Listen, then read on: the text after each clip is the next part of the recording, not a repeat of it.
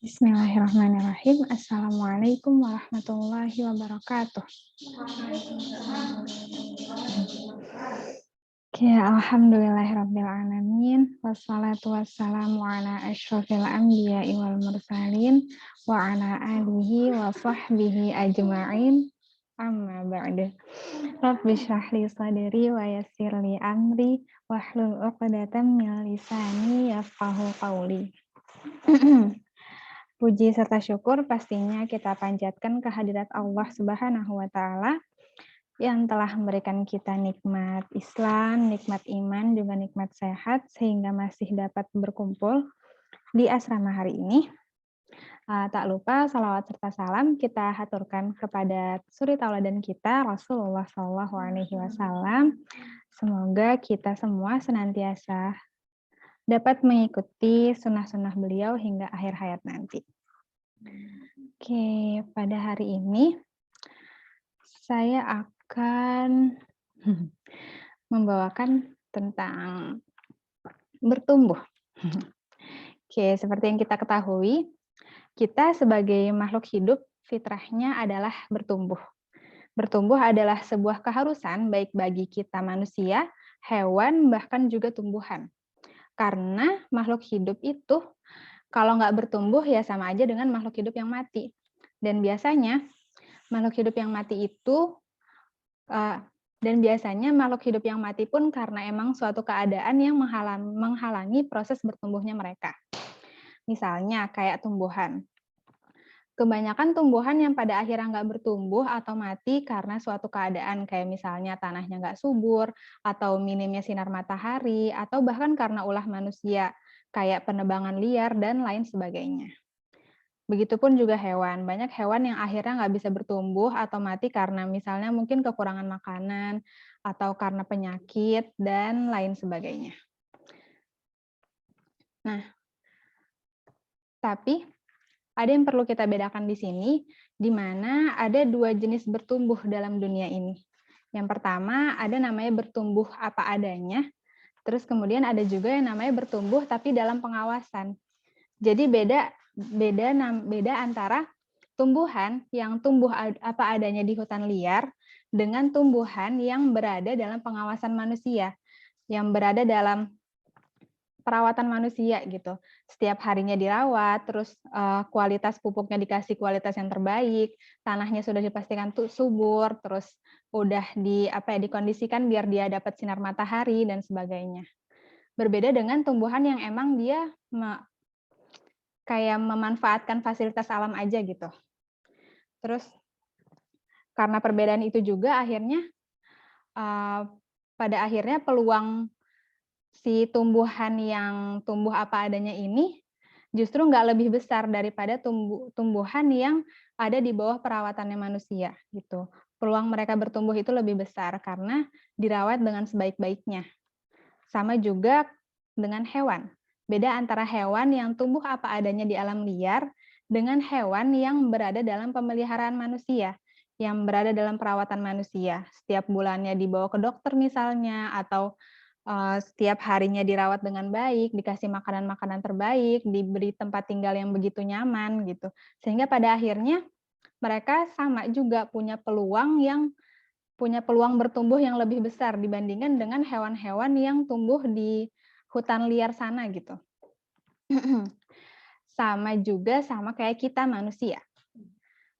Beda antara manusia yang tumbuh apa adanya di bumi dengan bebas sama manusia yang tumbuh dalam kesadaran bahwa ia berada dalam pengawasan penciptanya. Bahwa ia di bumi ini punya aturan gitu. Dia membawa amanah yang begitu besar, yang bahkan gunung pun menolak amanah tersebut. Dan dia sadar bahwa apapun yang dia lakukan di bumi, ini akan dimintai pertanggungjawabannya. Maka, orang-orang beriman, orang-orang yang tumbuh dengan kesadaran bahwa mereka hidup di bawah pengawasan Allah seharusnya memiliki peluang bertumbuh yang lebih besar dibandingkan dengan orang-orang yang tumbuh apa adanya di bumi. Orang-orang yang tumbuh dengan menganut berbagai prinsip kebebasan yang mereka ciptakan sendiri gitu. Namun perlu digarisbawahi di sini makhluk hidup yang tumbuh apa adanya bukan berarti mereka nggak bisa bertumbuh gitu. Mereka tetap bertumbuh. Ini perbedaannya cuma perbedaan secara peluang aja. Mana yang peluangnya lebih besar buat bertumbuh. Nah, maka dari itu, apakah kita sebagai orang-orang beriman udah manfaatin peluang itu dengan baik nggak sih? Atau bahkan mungkin sebaliknya, sehingga pada akhirnya banyak orang-orang yang bahkan nggak percaya adanya Tuhan, tapi mereka lebih paham gimana cara bertumbuh dengan baik. Gitu. Maka agar kita dapat memanfaatkan peluang itu dengan baik, ada sebuah mindset yang perlu kita perbaiki. Mungkin seringkali kita kayak mencari atau mendapatkan inspirasi terkait cara-cara apa sih atau kiat-kiat apa, tips dan trik apa yang harus kita lakukan untuk menjadi atau meraih titik-titik sesuai dengan target masing-masing gitu. Menghafal atau melakukan berbagai macam trik agar pada akhirnya kita dapat mencapai sesuatu yang sudah kita targetkan. Padahal ada cara yang lebih sederhana. Kan pada dasarnya segala sesuatu yang Allah ciptakan di bumi ini pada dasarnya baik ya, fitrahnya itu baik. Mereka menjadi tidak baik ketika hal-hal tersebut dicampur dengan toksik atau racun atau hal-hal yang nggak baik, maka pada akhirnya nggak baik gitu. Kayak misalnya, kayak misalnya hewan yang haram sekalipun dia sebenarnya kan baik ya, cuman ketika hewan itu dimakan itu menjadi nggak baik, soalnya dia fungsinya itu bukan buat dimakan gitu. Maka pada dasarnya, karena pada dasarnya semua di bumi ini baik, maka kebaikan itu lebih banyak daripada dengan keburukan. Cara-cara atau trik-trik atau kiat-kiat yang kita lakukan buat mencapai target itu adalah kebaikan-kebaikan. Maka daripada kita mengingat berbagai macam trik buat mencapai target, daripada kita ngafalin macam-macam cara buat mencapai target-target kita, maka lebih sederhana lagi bila kita ingat-ingat dulu nih, kita cari tahu dulu atau kita jauhi dulu hal-hal yang menghalangi kita buat bertumbuh gitu. Apa aja sih yang ngalangin kita buat bertumbuh atau apa aja yang hal-hal yang bikin kita nggak bertumbuh gitu. Karena ketika kita menjauhi hal-hal tersebut, sebenarnya kita juga sedang mendekatkan diri kita pada kesempatan untuk mencapai target-target kita. Apapun itu targetnya gitu. Jadi coba hindari dulu apa-apa yang membuat kita nggak bertumbuh, baru nanti setelah kita udah bisa ngehindarin itu semua, kita bisa ngejauhin itu semua, baru pada akhirnya kita mulai ngelakuin cara-cara yang semakin mendekatkan kita pada target kita masing-masing. Begitu. Nah,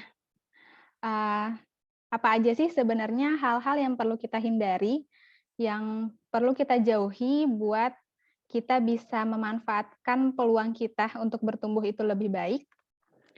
Nah, ada beberapa cara, tapi enggak saya sampaikan sekarang.